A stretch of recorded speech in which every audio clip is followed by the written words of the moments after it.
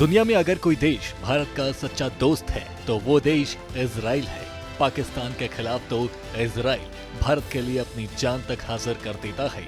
करगिल युद्ध के दौरान इजराइल ने बिना किसी शर्त भारत को गोला बारूद, हथियार और खुफिया जानकारी साझा की थी। और पिछले दिनों हुए ऑपरेशन सिंदूर में भी इजराइल ने बिना किसी शर्त के भारत का खुलकर समर्थन किया।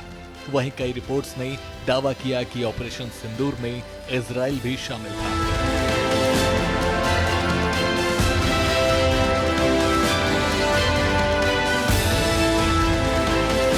बहरहाल ऑपरेशन सिंदूर के सफलता के बाद इजराइल ने एक बड़ा फैसला लेते हुए भारत से 150 करोड़ रुपए के खतरनाक और सबसे एडवांस भारतीय रॉकेट मांगे हैं। इजराइल ने एक भारतीय डिफेंस कंपनी से यूनिवर्सल रॉकेट मांगे हैं। भारत की यह डिफेंस कंपनी जिस तरह की यूनिवर्सल रॉकेट बना रही है वो दुनिया भर में मिलने वाले रॉकेट लॉन्चर से कई गुना ज्यादा बेहतर है। इसीलिए इजराइल ने भारतीय हथियारों पर भरोसा जताया है। चलिए अब आपको इन रॉकेट्स की खासियत बताते हैं। भारत के ये रॉकेट लॉन्चर्स 300 किलोमीटर तक और सटीकता के साथ अपने टारगेट को आसानी से तबाह कर सकते हैं। वहीं दूसरी ओर इजराइल के इस कदम से अमेरिका के राष्ट्रपति डोनाल्ड ट्रंप को तगड़ा झटका लगा है, क्योंकि ट्रंप एक और दुनिया के सामने पीएम मोदी को अपना दोस्त बताते हैं और दूसरी ओर ट्रंप ने पाकिस्तान को आईएमएफ से $2.4 बिलियन का बेल आउट पैकेज दिलाने में समर्थन किया, जिसे भारत ने आतंकवाद के लिए दुरुपयोग की आशंका जताई।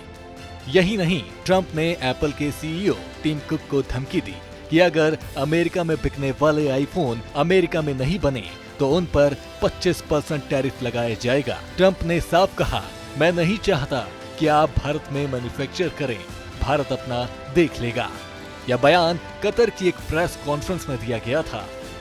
देखा जाए तो एक तरफ अमेरिका के राष्ट्रपति हैं जो भारत का दोस्त बनकर भारत को नुकसान पहुंचाने में किसी तरह की कमी नहीं छोड़ रही। वहीं दूसरी ओर भारत का एक ऐसा सच्चा दोस्त है जो भारत के बिना कहे भारत को विश्व पटल पर मजबूत करने के लिए हर मुमकिन प्रयास कर रहा है।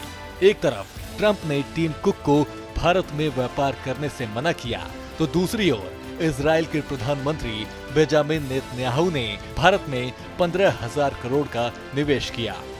आपको बता दें कि इजराइल अपने दुश्मनों को खत्म करने के लिए भारत से रॉकेट खरीद रहा है।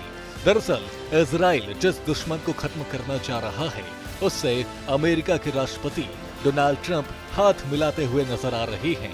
अमेरिका के राष्ट्रपति सीरिया के नए राष्ट्रपति अबू मोहम्मद अल जोलानी से हाथ मिलाते हुए नजर आ रही हैं। सीरिया इजराइल का कट्टर दुश्मन है और जो शख्स डोनाल्ड ट्रंप से हाथ मिला रहा है वो इजराइल को खत्म करने की बातें कर चुका है।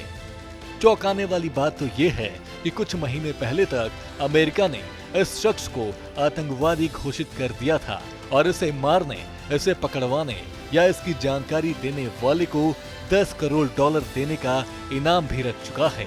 और अब ये वही ट्रंप हैं जो इससे हंसते हंसते हाथ मिलाते हुए नजर आ रहे हैं।